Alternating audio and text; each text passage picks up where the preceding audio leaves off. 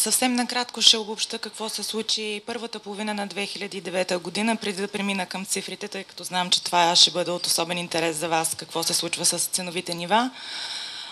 И създалата се икономическа ситуация, както и ограниченото финансиране от страна на банковите институции, оказа влияние върху всички участници на пазара, строители, инвеститори, така и продавачи. Забелязахме и наблюдавахме много проекти, които забавиха темповете си на строителство поради затрудняване, финансови затруднения. Също така проекти мащабни, не по-малко мащабни бяха замразени.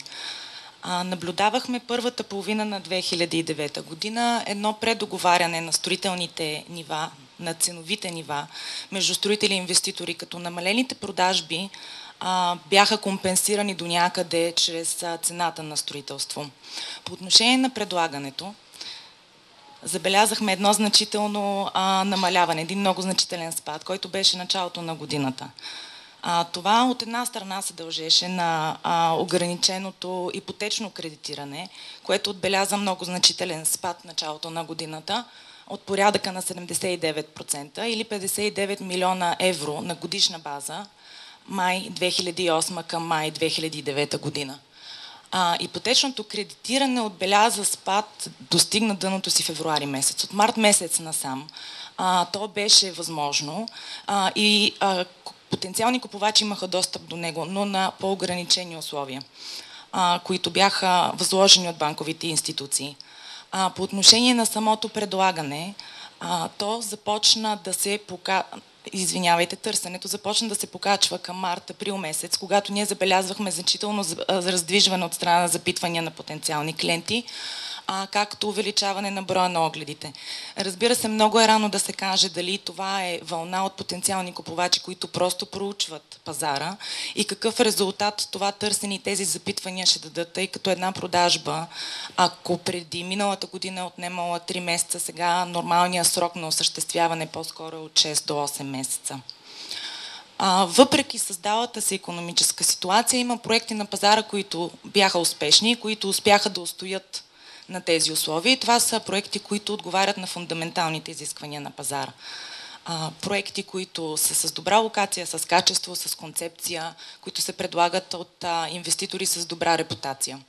Разбира се, много ще бъде определящо дали тези проекти ще отговарят на фундаменталните изисквания на пазара, но в същото време дали ще поддържат ценови нива и дали те предлагат различни схеми на финансиране.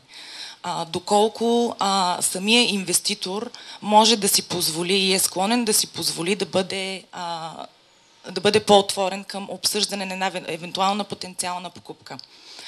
На пазара забелязахме едни нови схеми. Една от тях е наем с опция за покупка, която обсъждана вече няколкократно. Също така инвеститори започнаха да предлагат схема на предварителен договор с разсрочване на плащанията.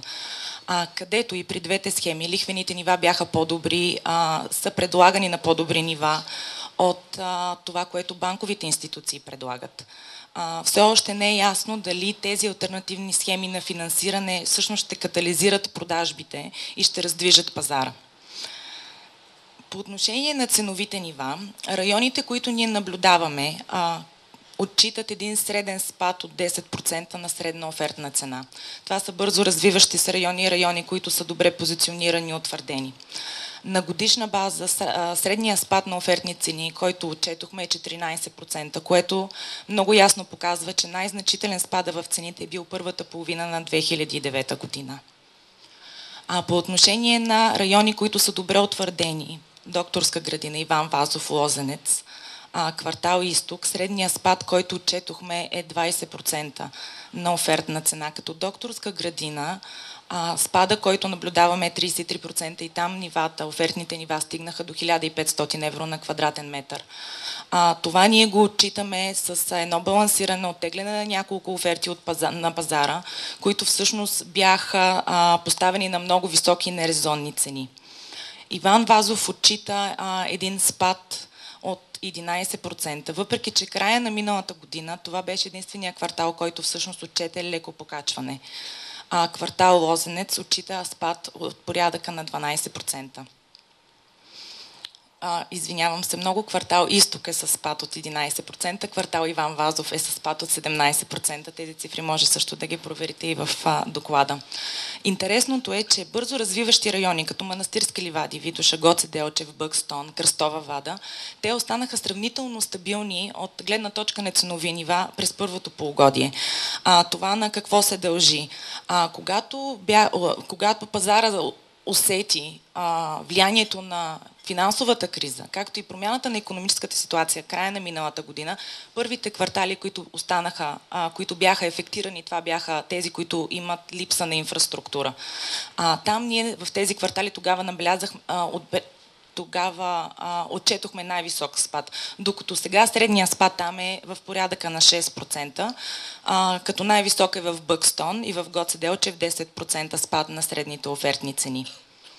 По отношение на наемите, това, което за първи път отчитаме е спад на наемните нива, който е среден от 18%. Докторска градина Иван Вазов са местата, които спада е най-сериозен, като в Докторска градина отчитаме един спад от 2 евро на квадратен метър. Тоест в момента там може да се намери, да се наеме жилище в порядъка на 6 евро офертна цена на квадратен метър. Това до някъде се дължи както на балансиране на цените, от една страна, от друга. Това са райони, в които предимно чужденци наемаха жилища. В момента тяхното възнаграждение също е по-ограничено или намаляло. Какво очакваме да се случи втората половина на 2009 година? По отношение на цените, ние очакваме те да продължат да спадат с много умерени темпове. Като дъното се очаква да се достигне края на 2009 и началото на 2010 година, когато те ще започнат да се стабилизират. Това, което е много ключово на жилищния пазар в момента, е пак думата оптимизация. И това е оптимизация на цена към качество. Тоест, това, което наблюдаваме, е вече едно много ясно сегментиране на пазара. По отношение на качество на имотите, локация, какво те предлагат.